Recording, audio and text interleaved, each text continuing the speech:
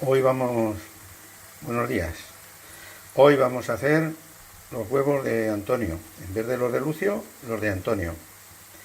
Y quiero que veáis exactamente cómo los hacemos. Y luego vosotros decidiréis cómo hacerlos, si de la otra forma o esta. Hasta ahora.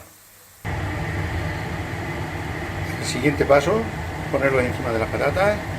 Y el tercer paso ahora es con aceite bien caliente, hay que tener mucho cuidado, y lo freímos de arriba para abajo, y si luego salen buenos, pues eso es lo que yo digo siempre, un milagro.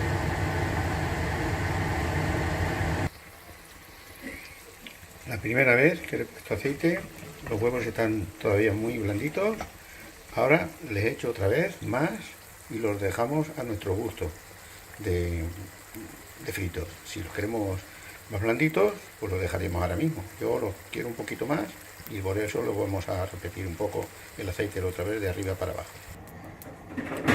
Y ya tenemos los huevos fritos, las patatas por abajo están muy crujientes, evidentemente sin aceite, porque se lo hemos quitado y después lo hemos sacado de la sartén con una paleta muy suavemente, dejándolo caer, pero que se quede todo el aceite dentro de la sartén.